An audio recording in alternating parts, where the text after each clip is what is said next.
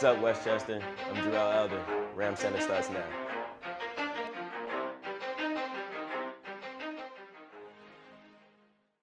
Welcome to a brand new episode of Ram Center. Hope you had a great weekend. I'm Josh Swift. And Ashley, did you catch the Eagles game by any chance? I did, and I want to say thank you to the Pope. I think he might have blessed the Eagles when he was here because we finally won. And it was a nail-biting win, too. Like you said, we finally got that win, so it's happy we got one on the board. Me too. I mean, it would have been nice if it was last week when I went to the game, True. but it's cool.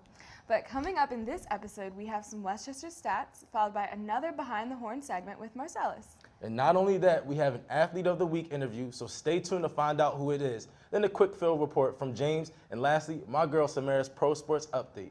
So Josh, our women's soccer team, they didn't just beat Shippensburg. What they do? They shut them out, 2-0. Sophomore forward Marissa Valenti scored the first goal and her first goal of the season. Wow. Kara Parvel sealed the deal with the second goal of the game. I mean, that's amazing to hear. Not only did they just beat them, they shut them out. They didn't score anything. Good job, Lady Rams. And my MVP of the game had to be junior goalkeeper Alex Arolis, who recorded her third save in the game and got her fifth shutout this season against with the win against Shippensburg. Like, that's amazing. Exactly. Like, goalie, like, she got that 0 on the board. She did. So, kicking off to men's soccer, they also got the win against Shippensburg. Their game was a little closer than the women's with a score of 3-2.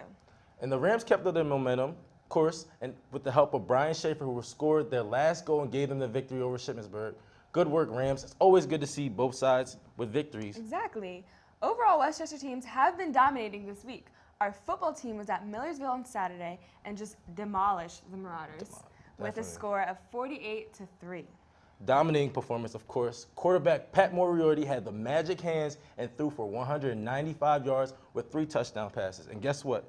2 of those touchdown passes went to my boy, Tim Brown. With that win, Golden Rams' record is 2-2, and they look to make it 3-2 this weekend against Lock Haven. So let's keep this ball rolling with Marcellus' segment, Ram History Report, and not Behind the Horn. Marcellus? Hey, what's going on, Rams? It's your boy Marcellus here, bringing you all a little blast from the past about some of your sports teams. Today, I will be discussing the men and women's soccer teams, giving a brief history of both teams' past accolades. So kicking right to the men's soccer team, the head coach Michael Benn enters his 3rd season with Westchester University's men's soccer program, coming off 2 straight trips to the conference semifinals to begin his tenure in the Delaware Valley.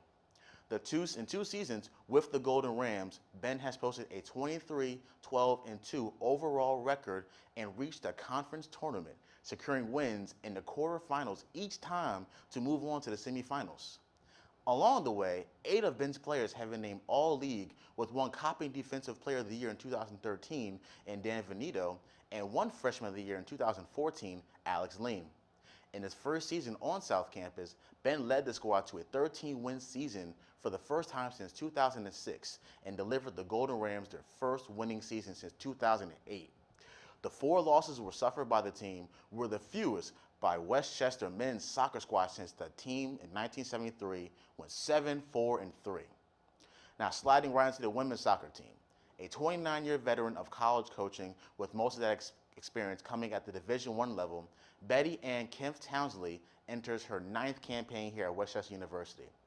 She has authored a stellar 126, 30, 21-1 record in 8 overall seasons at Westchester, and is the school's all-time winningest women's soccer head coach. Her overall record in 29 seasons as an NCAA head coach stands at 269 wins, 231 losses, and 46 ties. During her time here at Westchester, the Golden Rams have been ranked as high as 2nd nationally and have won the Atlantic Regional title 4 times, reaching the quarterfinals of the NCAA Division II Women's Soccer Tournament. Kim Townsley has reached the NCAA Division Tournament all 8 years she has coached here at Westchester University. Well, this is all the history I got for y'all today. Make sure y'all stay tuned and watch Ram Center each week for all your sports needs. I'm Marcellus Counselor Jones signing off. Stay Golden Rams. Now right over to James and Cheyenne with the soccer team. Thank you, guys. I'm here at Rockwell Stadium with the men's soccer team. I'm here with Coach Ben. So, Coach, how do you feel about your team's performance last season? Last season was a good year. You know, we had a good group of seniors. We gave some good leadership, particularly down the stretch in October. We were a bit unfortunate not to win a championship last year, but we're trying to make amends for that this fall. So how do you plan to take your team to new heights this season? We're very young right now, and so this first month of September we've had some ups, we've had some downs, but we're getting better every day, and I think the leadership and the understanding of how we want to play is continuing to get better. We're a talented group. I think that our chemistry is very good. We just have to make sure we're trying to be clicking it the right way. So it starts at practice. We got to be good out here every day. Guys are competing for minutes, which is important. When you have competition within the group, I think it makes the whole group get better. So you hit on some strong points of your team, but how do you feel your team has changed or overall improved since last season? I think we've gotten faster, without question. I think we have some people in positions where we're a little bit better keeping the ball, particularly playing out of the back. We haven't quite gotten our goal-scoring boots on yet. We need to score a few more goals. That's something we're a little bit behind where we were last year. But we're also, we're more consistent now defensively moving forward, which I think is the most important thing. And finally, Coach, any expectations for the season? We never have expectations. We have intentions. And so we want to win a championship. Our team's goal is to win a PSAC championship. We're working towards that every day. There's a lot of good teams in the conference, so it's going to be competitive to do that. But I think we have the ability to get it done. It's just a matter if we take care of all the little things that could possibly stand in our way. Thank you, Coach, and good luck this season. Thank you very much. To you, Samara, in the studio. Welcome to a new segment called This Day in Sports, where we give you fun facts about what happened in sports history. On September 28, 1996, running back Troy Davis of Iowa State ran for 378 yards against Missouri. That was the third highest rushing yards in college football history. On behalf of Ram Center, we congratulate the legend Troy Davis on this day in sports. Thanks, Josh. Right now, I'm joined by our athlete of the week, Jarrell Elder, from our football team. Thank you for being on the show. Thank you for having me. So I hear our game 2 weeks ago, that was a pretty big deal for you, the game against Seton Hill. I went for 4 total touchdowns, 3 rushing and 1 receiving. All right, and that was your first starting game as well, right? Yep. Brandon Monk was out injured, and I had to fill in. And you shined in your moment, right? Took Thank you. advantage. Thank you. So this year, I know you've been working a lot to improve and really, it showed off. So what have you been doing to really focus on? Just lifting, watching film. Coach has been in my ear just to, I can't just be so timid, which I was last year, and I just really wanted to, go out and go get it this year. All right, just go for it. Yep. Don't be shy. So for the team, how have you guys been trying to focus and really improve this season and go all the way? Coach said since last year, really, that finishing was one of our biggest things. We haven't finished since I've been here. We haven't finished. We've been in a bunch of positions to finish. We just haven't finished. And it's showing right now we're still not doing the same thing. We should have put away teams like Mercyhurst, should have put them away, but we didn't. So we're going to be in discipline. Okay, and have you guys been watching films to look back and see what you did wrong? Oh, definitely, yeah. But I mean, it also, you're in game, so you have to translate what you watch in film to the game. To how it actually happens. Yep. So for a personal goal, how are you trying to improve this season? What are you focusing on? I don't know. One of my biggest goals is just to go for 1,000 yards. I wouldn't say I'm on track right now, but I guess the Seton Hill game kind of helped me. Yeah. But I don't know. I don't really have personal goals besides that. Just win, really. Just keep winning. Okay, well that's a good goal. And maybe by the end of the season you'll be at that #1 spot in school history. Yeah, hopefully. Maybe. So our next game is this Saturday. Where at? Lock Haven, 12 o'clock. Come check us out. All right, see you there. Baseball fans everywhere mourned the death of baseball great Yogi Berra, who unfortunately passed away at age 90 last week. Berra, one of the greatest catchers in history, was one of only 2 catchers to win MVP 3 times.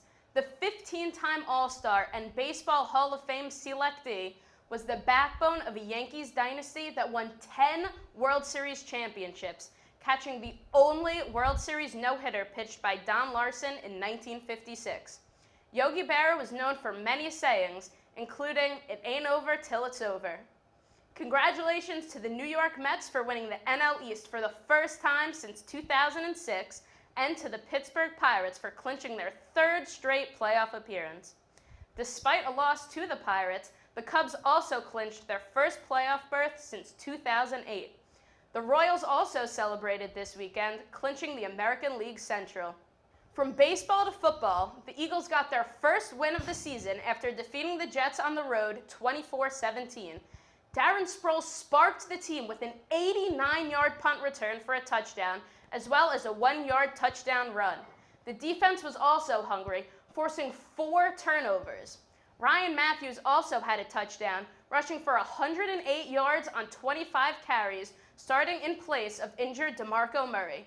The Eagles improved to an impressive 10-0 all-time against the Jets. The Eagles look to keep their success going on Sunday when they face the Washington Redskins. That's all I have for this week. I'm Samara Rosenfeld. Ashley and Josh, back to you. Thank you, Samara. This upcoming week will be an important game for the Eagles against the Redskins. Yes, and we definitely need to win because they are in the NFC conference and they are one of our rivals we have to beat. So, but you cannot forget about the Rams doing well this week, and they did well last week. So it's really good to see them winning even more. Yeah, and we want to keep it up. We need to get more Westchester wins in. But that's all for this week's episode. Thanks for tuning in. My name is Ashley Williams. And I'm Josh Swift. And do not forget to follow us on Twitter and Instagram at WC Rams Center. And don't forget to stay golden, Rams. All right, stay tuned for a clip of the Not So Golden Rams segment. And I'm ready to fight, but something's wrong, yeah, this doesn't